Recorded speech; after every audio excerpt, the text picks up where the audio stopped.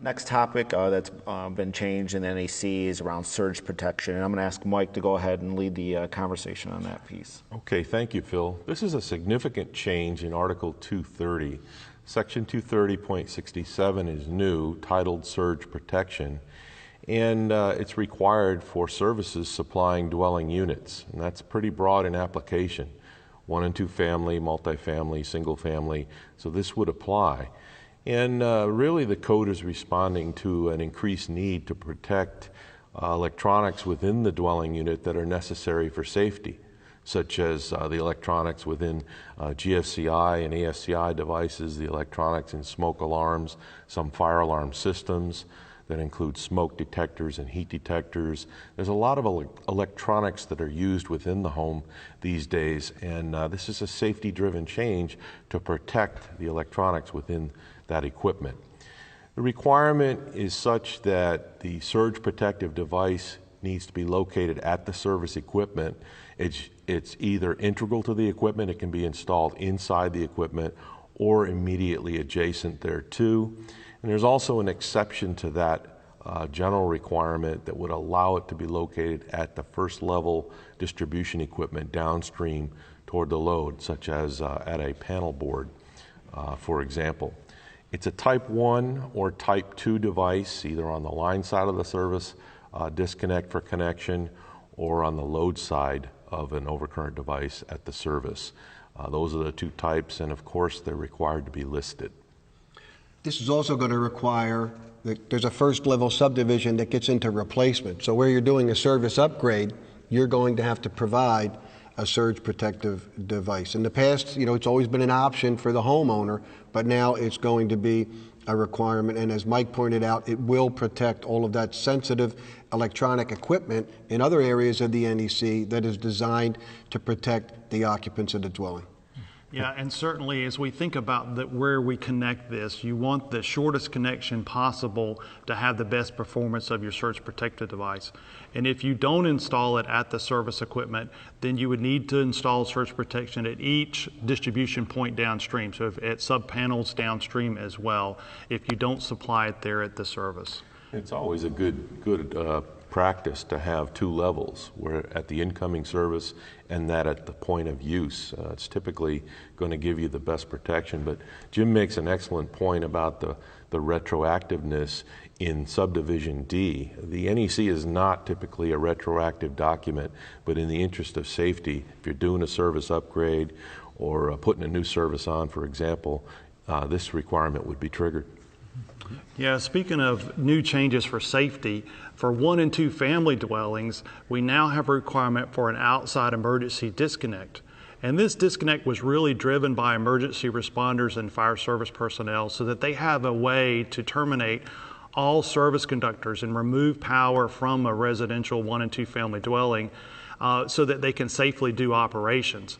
And the equipment has to have a short circuit current rating equal to or greater than the fault current, and it's got to be in a readily accessible outdoor location. So this emergency disconnect can take many different flavors depending on what other roles it might serve. But the primary role here is for the fire service and their ability to remove power from a dwelling.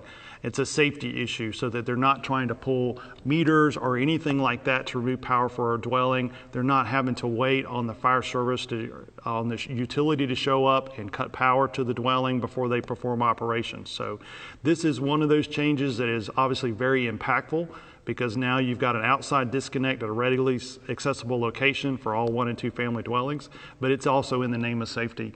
And I think for emergency response personnel, this is an important change. Yeah, and if more than one disconnect is provided, they do have to be grouped together, and we specifically outline what you can use.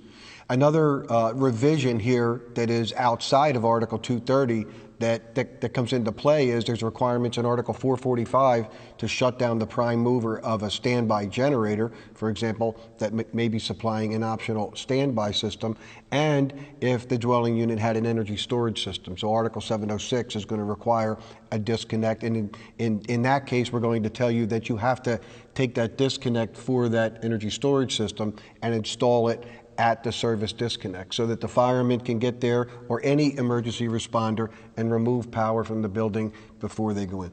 You know, that's a great point, Jim, because also with solar installations in a residence, you have the rapid shutdown requirement. And so these disconnect functions perhaps could be consolidated, right? And one disconnect performs several functions, but it's clear now from a fire service response, emergency response, that they need that access. Yeah, and there's multiple ways that you're going to be able to do this. It could be a service disconnect. So in areas of the country where we put the panel board outside, then all you're going to have to do, it's going to be done, but you're just going to have to label it emergency disconnect, service disconnect. You can have a meter disconnect upstream, and you'd label it emergency disconnect, meter disconnect, but not service equipment. And I think one of the most popular ways to get it done is going to be taking SE cable into a meter housing and having a device, because list item number 3 permits other listed disconnect switches or circuit breakers as long as they're suitable for use as service equipment. And in that case, you would mark it as emergency disconnect, not service disconnect. So what that means is I don't, inside that meter enclosure, the housing that I get for the circuit breaker, I don't need to take a grounding electrode conductor. Right. And I don't need to take an equipment grounding conductor into the dwelling unit. So I can come in with SE cable, leave with SE cable, and the disconnect in my panel board becomes my service disconnect.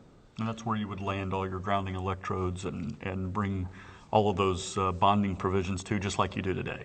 Yes, and that would allow the installer to land the equipment grounding conductors and the grounded conductors, the neutrals, on the same bar. If we treat the disconnect outside as a service disconnect, then when we get inside, what we have is at that point we have a feeder into a panel board inside the home, and we need to isolate the grounded conductors from the equipment grounding. So we're going to have we're going to separate the neutral and separate the grounding conductors in that panel instead of landing them on the same bars. Yeah, if you choose to do it that way, yes. Yeah, and one more item in the marking piece. It's really clear that the outside marking of the product is where you have your emergency disconnect marking. Jim walked through all the different scenarios as the function of the disconnect switch, but as far as the marking, you want something that is readily accessible and readily visible even at night for the fire service. So red background, white letters, emergency disconnect is what you'll see on the outside of the enclosure, regardless if the handle of the disconnect is actually inside. This will be on the outer cover of the enclosure.